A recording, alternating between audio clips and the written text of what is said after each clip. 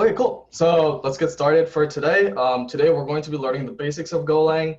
You're most likely going to have to do some digging on your own to get some practice with it. We'll send some guides and resources for that. So announcements. We're releasing the first homework tomorrow morning or sometime in the morning/afternoon.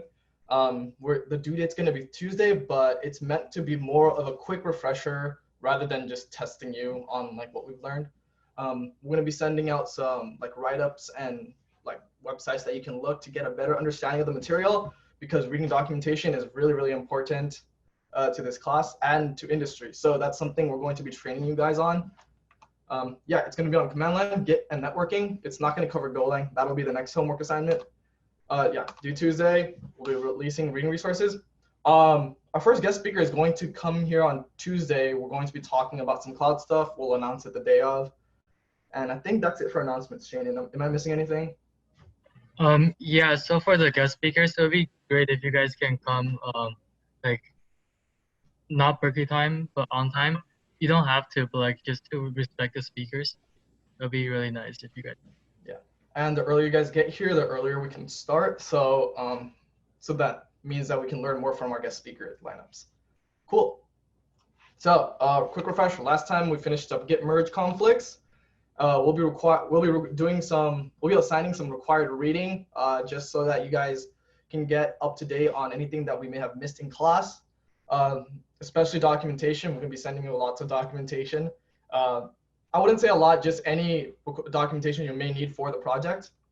Yeah, it's going to be very useful for homework 1. A lot of the homework 1 answers are going to be straight from the guides and readings that we send out. We talked about networking concepts last time. I know if some people have felt a little overwhelmed, it's perfectly normal. You're not expected to remember all of that. Just at a very high level, understand it. So we'll send out some resources for that as well.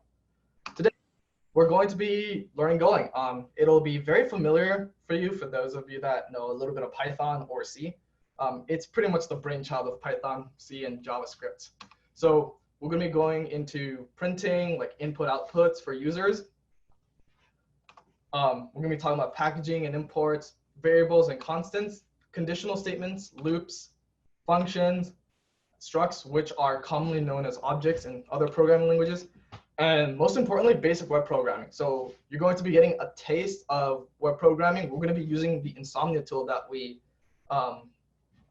introduced last time. So yeah, we can probably just get started. Let me pull up the content for today's lecture. Let's see. So gonna just open up this VS Code. All right, can you guys see the VS Code window? Perfect. All right. I can never know what you guys see and what you guys can't see. So for installation, we're going to be sending out some tutorials or guides on installing. We don't want to focus too much on config and lecture. I feel like that wastes too much time. So let's just get started. So first thing about a Go program is the package. Packages are essentially like the division of like services that you're going to be programming. So in the main package, we just call it package main. And usually it's the name of the directory except for main, because main is always going to be your top level package and it's going to be in some kind of tree structure. So if you want to have different services and you want to program them separately and then call them in main, that's how you would do it. We'll go into that maybe next time, but not too, or maybe in one of the guides, but it's not the focus for today. We're just going to be working on the first package main. So imports. The import syntax is essentially import and then in quotes the library that you want to import. So we're going to be importing FMT, and okay, it's just the errors that I haven't used it yet. And every Go program starts in the main function. So every Go program is required to have a main function. And functions are defined as func, the name of the function, the arguments go in here, but main doesn't take in any arguments and we're not returning anything. We'll go into that later. So a traditional hello world program would look something like this. fmt.println hello world. Wait, Ari, can you zoom in on the font a little? That's too much. Yeah, thank you. Yeah. Is that good? Cool. Is everyone, okay, so I'm going to run the program. So to run the program, once you have everything set up, you just need to type in go run. Go is the command. We're going to be using the run command on main.go. And it prints out hello world. Are there any questions so far?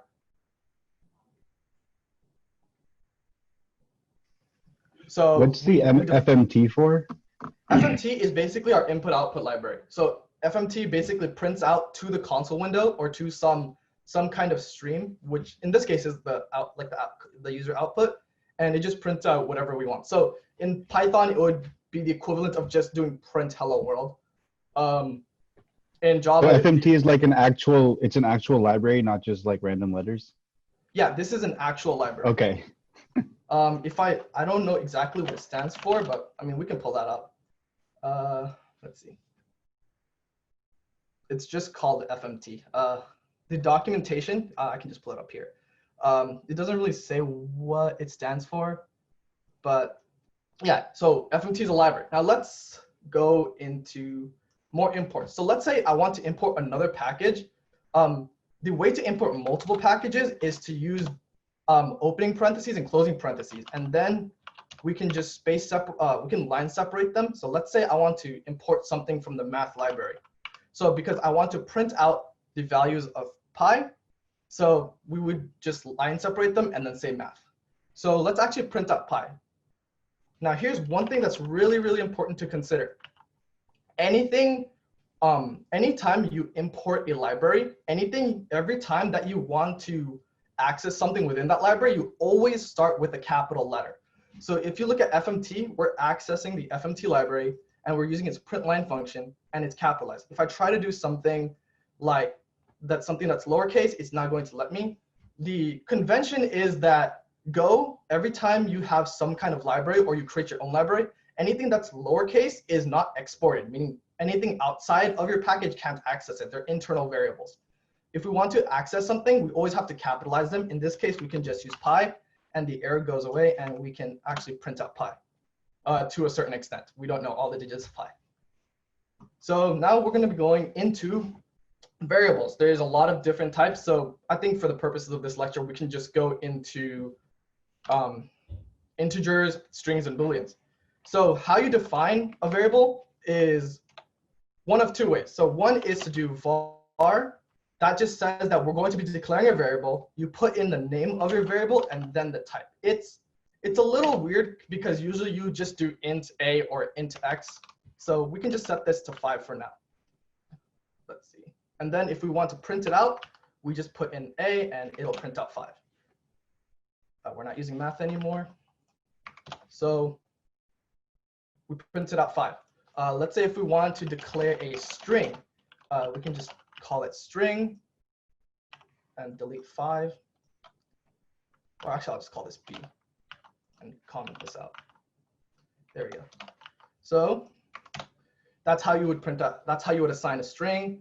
And I believe bool is, let's assign bool tr to true. So we want to print out this. So a Boolean takes on true or false values only. So I believe that should do it. So when we run this, we can see that it prints out true. Do you guys want me to put this on the side rather than the bottom?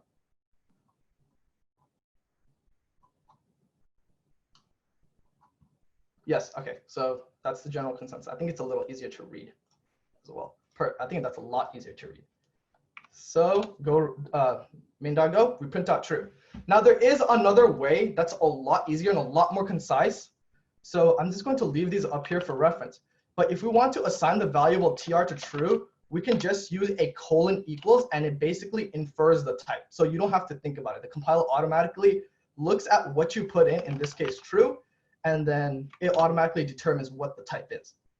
Now, one difference is that you can only use this within the context of a function. If you want to define global variables, such as things that can be used within the entire package or other files in the same package, you would have to define them outside of the main function. But you cannot do that with the automatic assignment. You have to use you have to use the original declaration. So let's say if I try to say a is equal to 5, and then I try to run that. So let's just create a new line, and we can say print out a.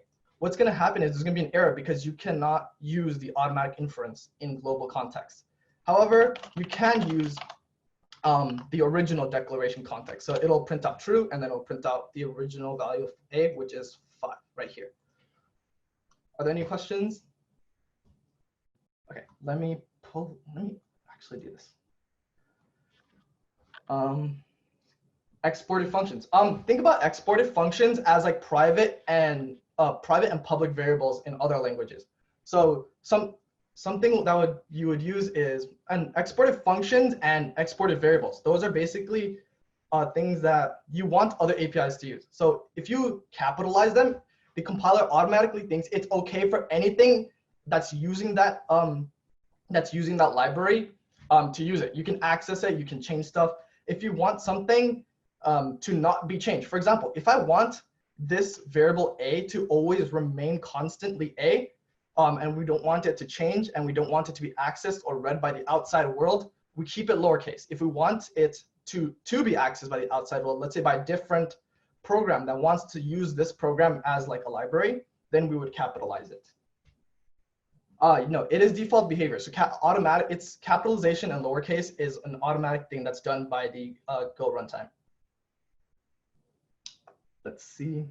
FMT is, I guess, yeah, I think it is format. Format is a library that is similar to Python's print. So it's an input-output library, and we're only using the function that prints it out. So by default, Go doesn't support printing out to your standard output like any other programming language would. So we have to import FMT. There's others like log, which are a little bit more detailed that will actually give you readings on. Is there a more idiomatic choice for assignment when you're inside a function? Honestly, it's just inside a function. Excuse me. Inside a function is generally just better to use the automatic assignment, especially when you're assigning a variable to the result of a function, because sometimes you won't necessarily know what you're getting. So it's easy, or it's just easier to not think about what you're getting, and it's easier to not just type out the entire thing if it's a long name. So it's easier to just be more concise and just use the, I guess it's called the walrus operator. Yeah. So declaring versus initializing. So you can declare without initializing. Declaring means that you're telling the Go compiler that this variable exists. So if I'm telling the Go compiler that the variable a exists, all I have to do is declare it like that. Initializing means that you're giving it a value while declaring. So if I just print a, what's going to happen is it's going to go to its default 0 value. So any Golang variable that's not initialized goes to its default 0 value. So let's actually go, let's go and type in a few of them. So string, bool, and we can actually see what the default 0 values are for each of these. So for int, it's going to be 0. So any initialized integer or any declared integer that's not initialized is 0. For strings, it just ends up being an empty string, which is why you don't see anything. And the default value for booleans is false. Can I move on? Are there any questions on that? Does 0 mean false in this? Yeah, 0 means false values. Sorry, I should have elaborated. So anything that you declare without initializing, it goes to its default false value. No, what I mean is, if 0 was in like a while loop, it would come out when it was 0. Could you elaborate on so that? So it just like means false. Yeah, 0 just means false. Like in Python, it means false, and yeah, in essentially. C, it means false. Yeah, and we're going to be getting to more complex objects, and you'll see what the default values are for that as well, if we have time today. So yeah, so right now you saw the 0 values. Are there any more questions? We're going to be moving on to arrays. What are all the false values? So as you can see, for integers, the false value is 0. For strings, the false value is an empty string. And then for booleans, the false value is false.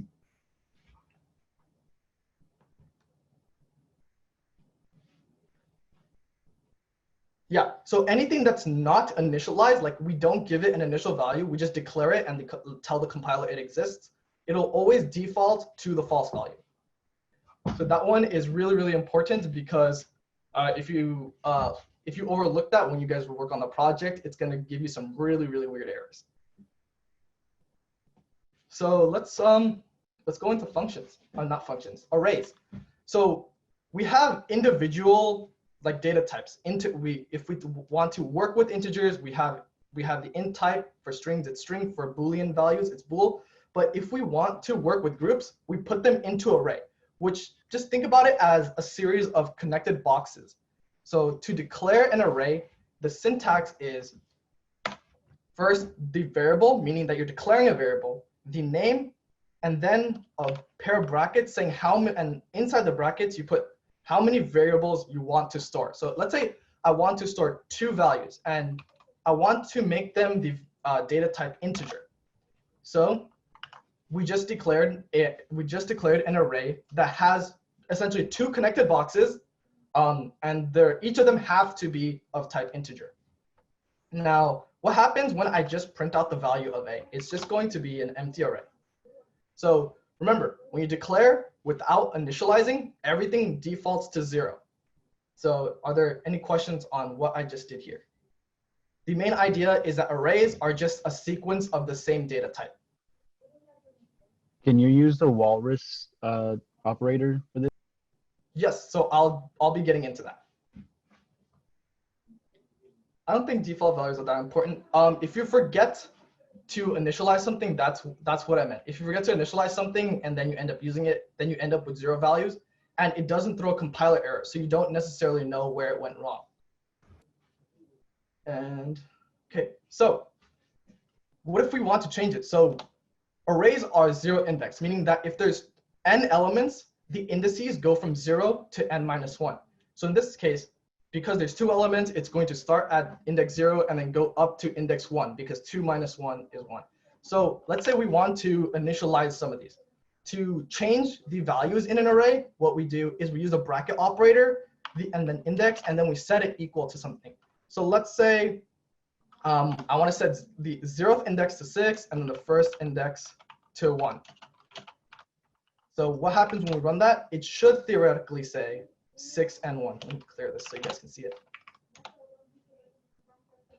So, and then there's a much easier way to do this is to use the walrus operator. So we're going to be declaring another variable. So in this case, we can just use a walrus operator, meaning that we're going to infer the type of B based on what's on the right side.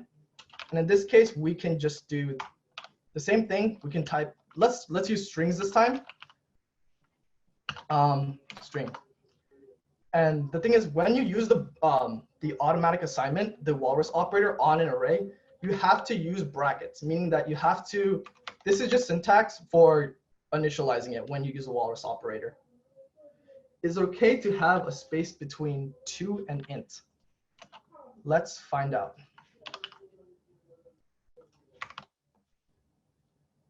Looks like there isn't, so you're good to go. Yeah, so let's see, this isn't declared not nice. Okay, that's fine. So, and this is in the case that you want to automatically assign values. So if I want to assign, you know, cloud and then computing, I could do that. So if I want to, you know, if I want to print out the contents of this, I would just call print line on the array that I just created. Yeah. So this is just the syntax for initializing it. If I want to initialize it without putting anything in it and then add stuff later, that's completely fine. I can do that as well if you want. So it's going to be it's going to end up as the default value, which is an empty string. Yep. Is it the same to initialize it in the int line? Like, do you do equals and then braces? Yeah. So I think, let's see, this one, I believe you could. There was a way to do it, but I'm not too sure of the exact syntax. I think if you want to initialize it, the best way would just be to use the walrus operator. This one is generally used for like data, like like objects and small, let's say small data types like integer, string, or singular values, it's really just easier to just use this because it's a lot more concise and you can already see what you're declaring it as just by looking at what data type you put in here. Yes, and these brackets just mean we're going to initialize it with some values. It could be 0, it could be up to n-1 values. So if I want to only initialize it with, let's say, 1 value, we'll have the first value, and then the next one would be empty string. Could you go further and just have the walrus object assume the size and type from what's in the braces? For type, I think you guys are going to be having reading on this. We're going to be talking, slices are basically dynamically sized arrays. We're not going to be going into that because we don't have too much time. But we'll be assigning a small assignment to have you guys play through Go, like by example. But before that, I just want to answer any more questions on this before I move on. How would you initialize it if it's not in the main function? So you're thinking about something. Actually, let's just go to the Go documentation because I actually have personally never declared an array globally. So, actually, if someone could just pull that up, I want to move on to functions. I don't want to spend too much time on this because syntactically, it's just easy to go into the documentation. All right, I'm just going to move on to functions. So let's see. Functions are basically grouped instructions that you put together. So the syntax for a function is func, the name of your function. So I'm just going to call it print hello world. And inside these parentheses is anything that you want to pass into the function when calling it. So we'll go into that a little bit later. And yeah, so this would be a basic function. And all it's going to be doing is printing hello world. So, and to call a function, all you have to do is call its name with a set of parentheses. So if I want to do print hello world, I write down its name and I do a set of parentheses right here. So if I clear and run the Go program, you'll see that it prints hello world. But what if I don't want to always print hello world? I want to call the same function, but use a different string each time. So this is where program arguments come in. So let's say I want to say, argument.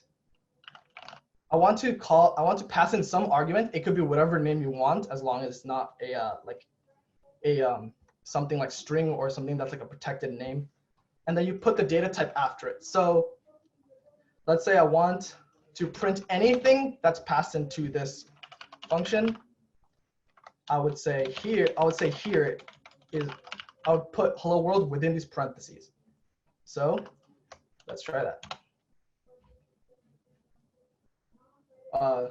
Let's see. Are functions hoisted in Golang? Could you elaborate a little bit more on that?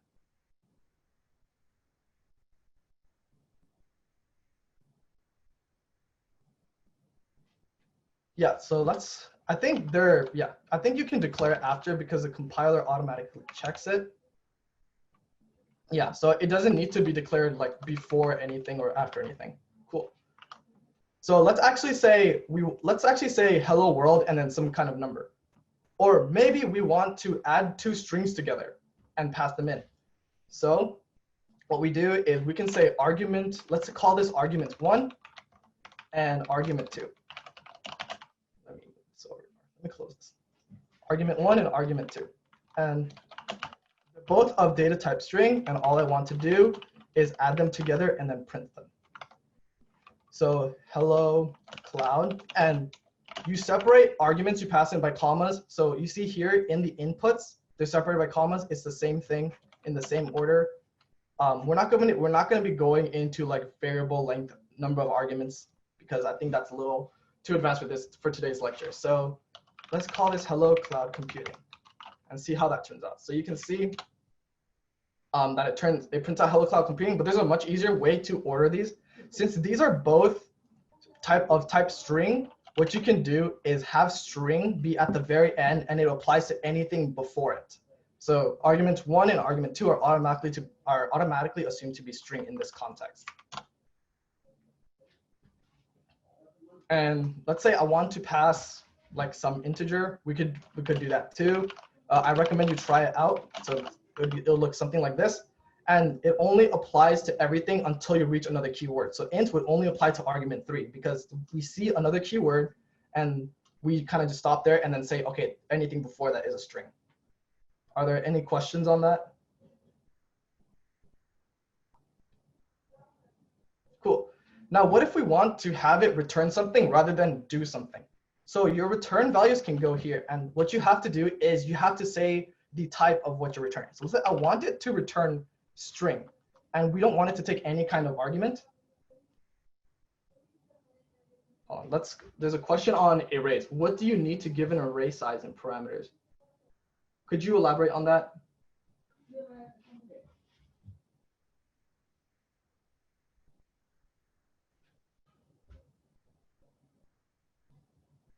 So if you want an array passed in, do you need to specify size?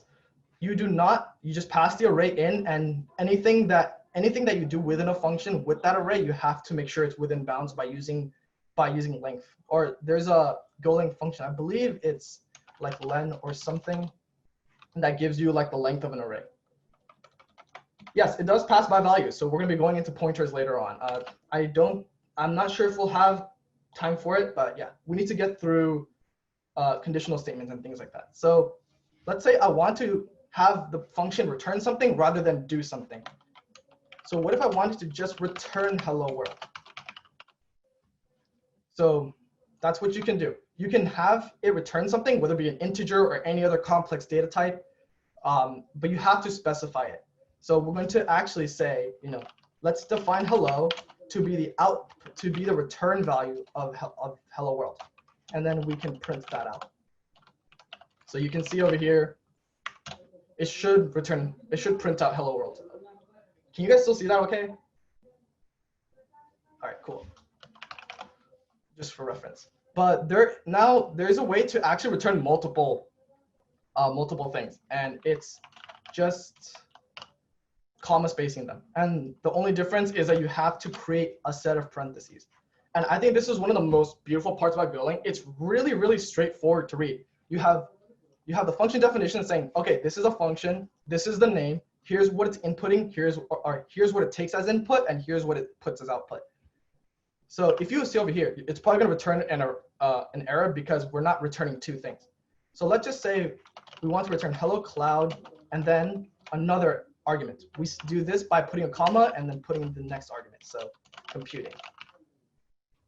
But then you'll see another error saying that this returns two values, but we're only assigning it to one value. So you can do that easily by just comma separating it. So this would be string 1 and this would be string 2. Can you guys see that okay? It is similar to returning a tuple in Python. It's essentially a tuple, but it's automatically assigned to each variable when you return. So we want to since we want to print out hello cloud computing, we just add these two strings together and we run that and it says hello cloud computing. Now, I think that's pretty much it for the basics of functions. We're going to be if you guys want to go into more depth, there's going to be another walkthrough that we're assigning.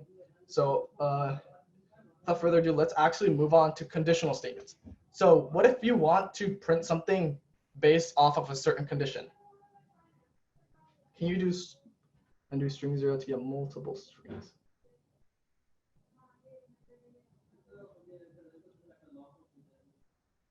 I don't believe so. So the question in the chat is, let's actually put it in a comment.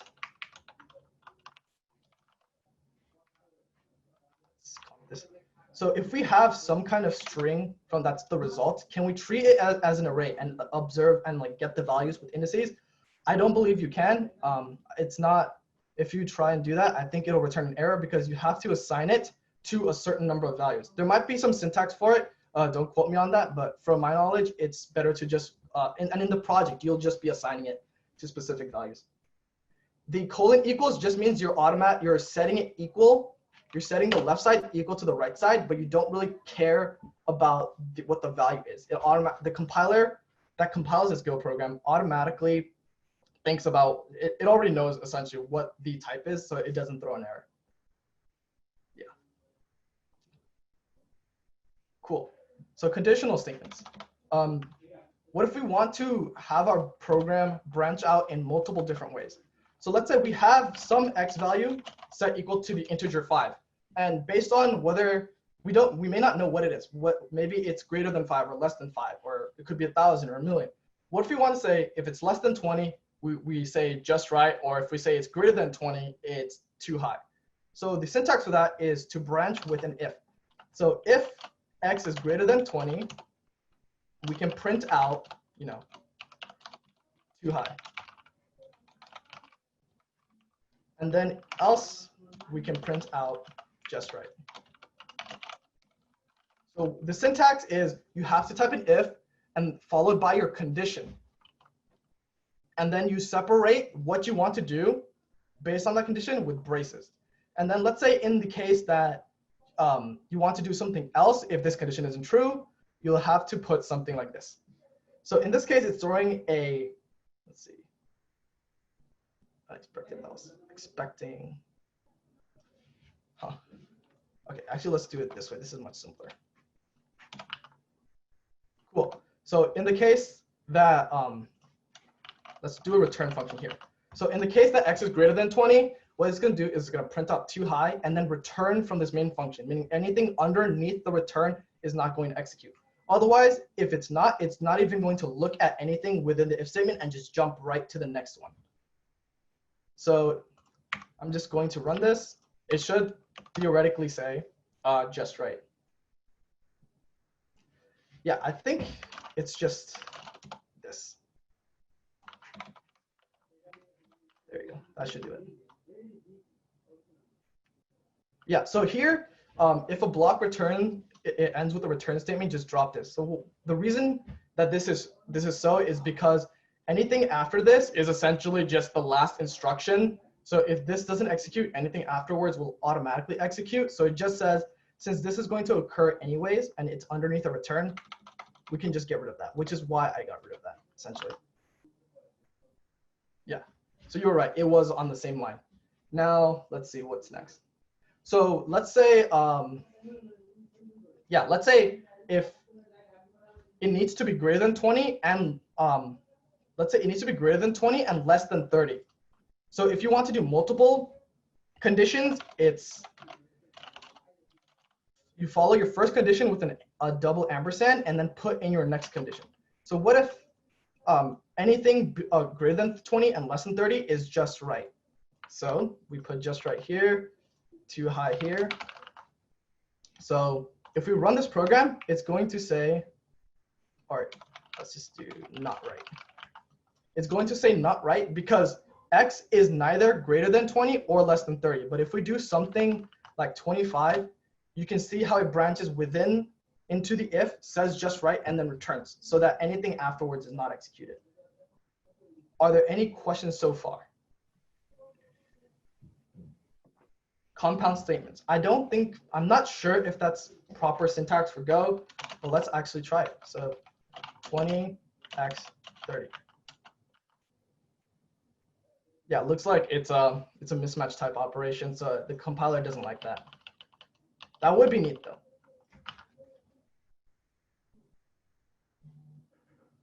Pass arguments to main from the command line.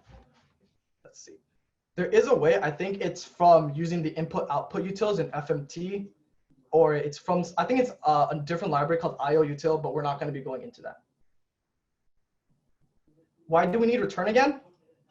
Because we don't want anything after the return statement. So let's say we have our number and it's just right. What we want to do is return from this function, meaning stop the execution and then return. That means we stop the execution and then we return to the function that called it, would probably be the command line. Yeah, so return just means stop the execution of this function and go to wherever this function was called.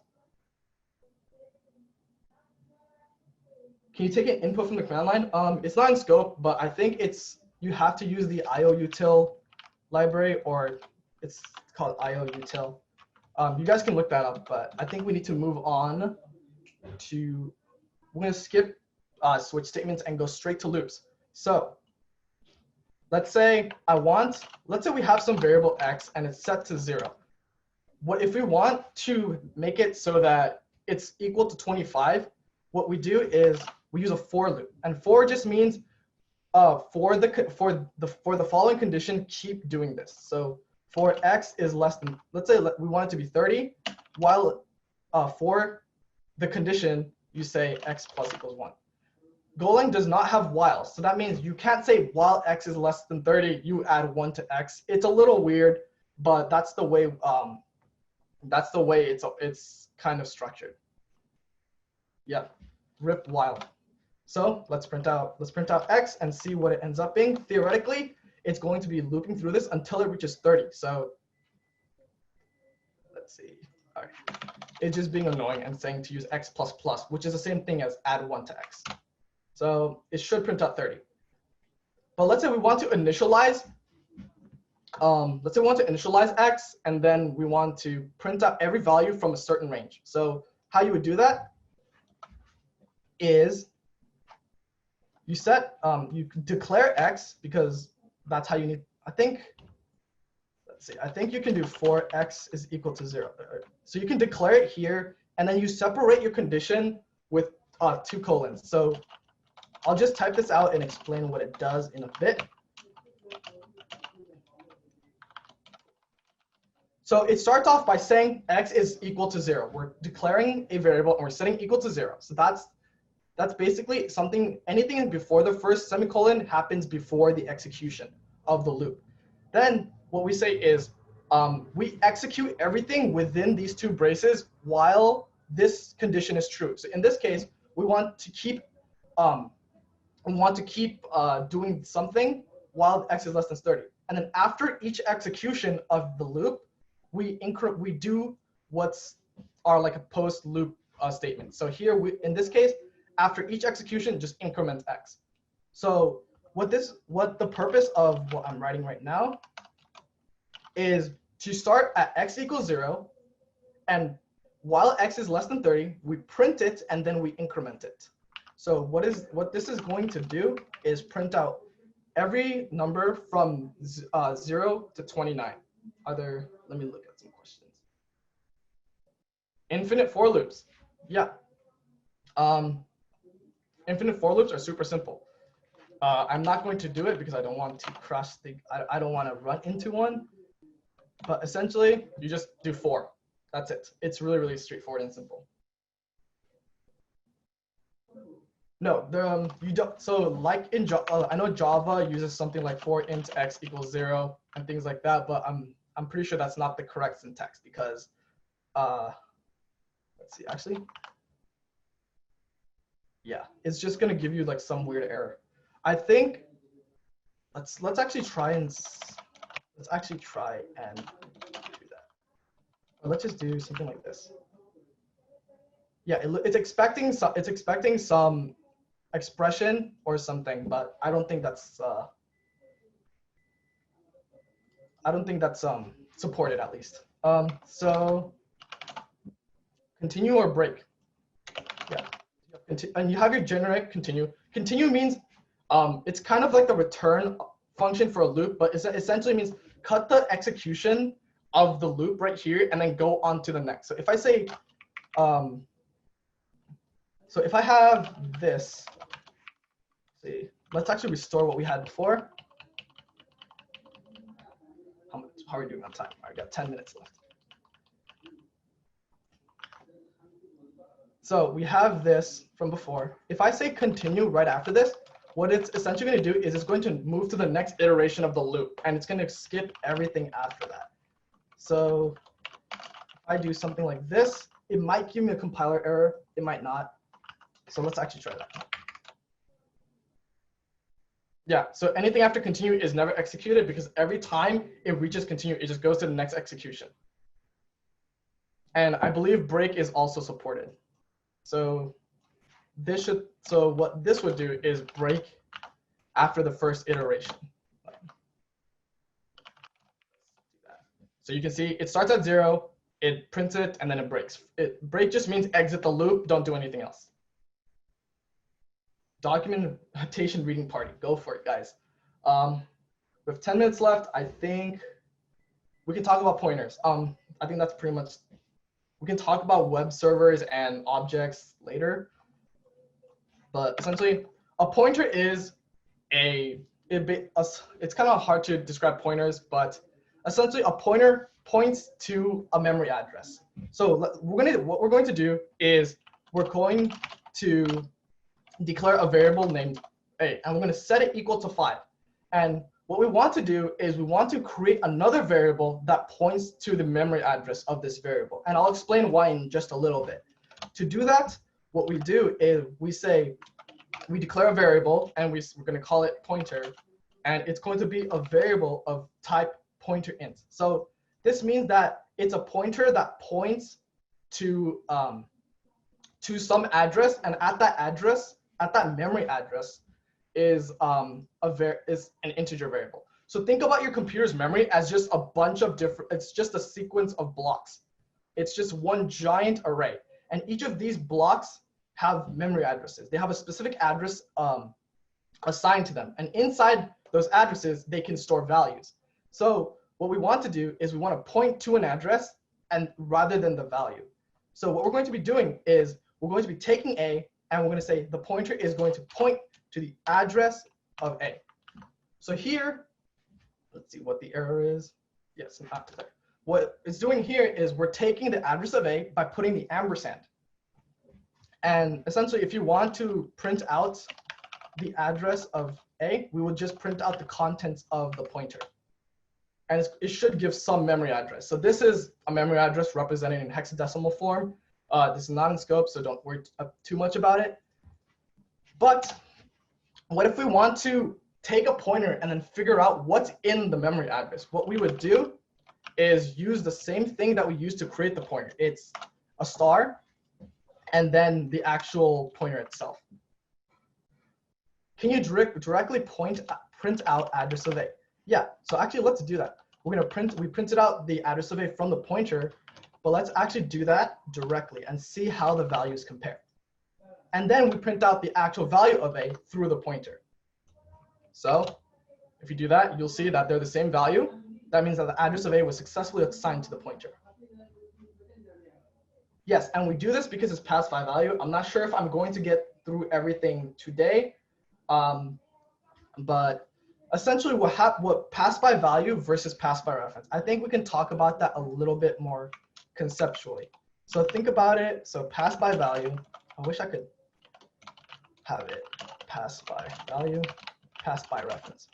So essentially what happens is when you call a function and you put in some arguments into it, let's say some integers, some strings, what the compiler does is it takes a copy of those variables that you passed in and then transfers them to the function. So it copies the values, transfers them to the function. Now what happens when you try to pass in something really, really, really big in the computer's memory? Let's say it's an object that is really big, like let's say a gigabyte big. When you pass it into a function, what it's going to do is it's going to create a copy. But it's a lot easier to do that in using pointers. Now, the reason why you don't want to do that is because it's really, really expensive to create a copy of something really large every single time you call that function. When you want, and what pass by reference means is that what if instead of passing in what it is, we pass where it is? So pointers just tell you where something is. And that's what I mean by memory address. It just tells you where in memory it's located. So by telling a pointer is much smaller, no matter how big your object is, your pointer is going to be essentially the same size as you declared it in. So a pointer to something that's just an integer versus a pointer to something that's really large is going to be about the same, if not exactly the same size. Yeah, it's probably better for you to read the docs later. We'll also go over this next week. But so if we pass in the address of something into a function, the function knows where it is, and it doesn't have to create a copy, and then it can do some operations on it. So I think we can open it up for Q&A for the last 5 minutes. So what we covered today is packages, imports, variables and the types of declarations, arrays, functions, conditional statements. So that's your if else. We also covered loops and pointers. So Are there any questions on these topics? We'll go over more Go concepts in the next lecture or after the next lecture because Tuesday is our guest speaker day. Yes, definitely take 61C if you want to learn more about memory. It's a really cool class. It's lots of hard work, but it's also very, very rewarding.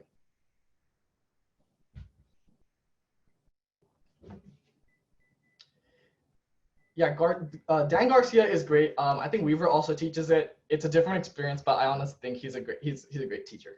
So let's see. Yes, Mickey and Dan are really great teachers. I love their enthusiasm. Let's keep the chat to questions about the content. Otherwise, you are free to go. What is Go designed for? Go is designed to write code for web servers. So that's exactly why we're using it for this class. We are going to be programming web servers that respond to requests. We didn't get to it this time, but we'll get to it next time, probably next week. It's the structure of Golang and how it is compiled is much faster than something like Python. So Golang is a compiled language while Python is an interpreted language. The difference is that Golang is when it's directly translated to machine code by the respective machine it's on. So it's translated into like a series of ones and zeros and then it's run. Python, while it can be used for web servers, it's generally much slower because it's interpreted, meaning rather than a compiler, you have an interpreter that takes it from a higher level and then it just, I guess, essentially interprets it and then spits out some output. It never really goes down to like the really low machine level because when you go from an interpreted language, you have to go from an interpreter to a compiler then to machine code. I think that's the right idea. How fast is it compared to C++ and Rust? I think they're pretty comparable, but they're used for different things, I believe. They can be used for similar things. But in this class, just think that Go is optimized for containers, which we'll be going into later. It's very, very easy to write modular programs in Go. It's really easy to deploy those modular programs individually. And yes, Golang took inspiration from C, Java, Python, and JavaScript. So for those of you that are familiar with Python and C, you'll see that Golang is essentially just C, but with Python syntax. Yes, there will be a Piazza post tomorrow. It'll be released along with the homework, so it'll give you everything you need to know for the weekend.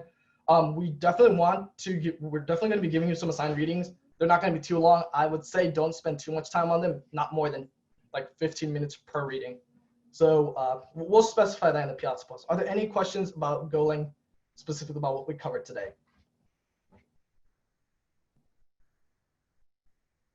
Can we get the homework a bit earlier before it's due for later assignments? If there's a similar sentiment, we can always just extend the deadline for certain homeworks. But this homework is not going to be taking too long. It's literally just a like conceptual grade scope assignment that you can directly reference the slides for. Any way to practice Go so I can get used to the syntax? Yes, we'll give you guys some resources. There is a thing called Go by example, which is essentially Google's way of teaching you Go. It goes through each and every single thing we learned here today, and it gives you like some practical experience on it. We'll also be giving you the link to the Go playground. You guys can probably find it by typing in Go playground. But essentially, it just lets you compile a code on your browser so that you don't have to worry about too much about installing. But we will be installing it. We'll send out like guides for different machines. And yeah, homework released on Gradescope. Yes, all our homework is going to be released on Gradescope. We'll also create a PDF version of it and post it on our website. So for auditors, you guys can also do the homework as well. But for the sake of future semesters, we won't be releasing the solutions publicly. They'll be in our Piazza. What's your favorite thing about Go? We'll talk about that next time. We'll go a little bit into what Go routines are and what concurrency is.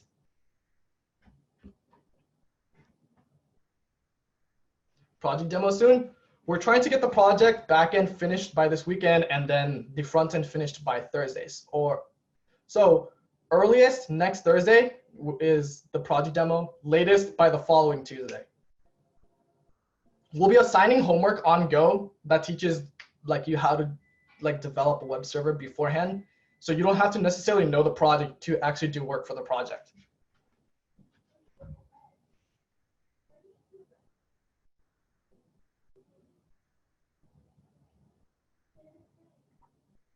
And yes, there are dynamically sized arrays. So all the arrays we talked about today have fixed length. There are things called slices that are similar to Java's array list. So that one we won't be covering in class, but you guys can feel free to do reading on it. We'll assign reading on it as well. How long should the homework take? I don't want to say a specific amount of time for that because like someone that's experienced may finish it really fast. But essentially the homework will be taken completely from the lecture content and the lecture slides. When should we be working on the project? I think we'll be releasing a Go assignment, an auto-graded Go assignment that's going to be very related to the project. So that's going to be as early as next Thursday. And then we're going to be assigning the full project after the demo. We're still trying to figure out how much skeleton code we gave you guys because we want you guys to learn as much as possible, but we also don't want to overwhelm you with code. But yeah, I think that's all. If you guys have any more questions, just make a private Piazza post. But yeah, hope you guys enjoyed the lecture. Shane, can you stop the recording?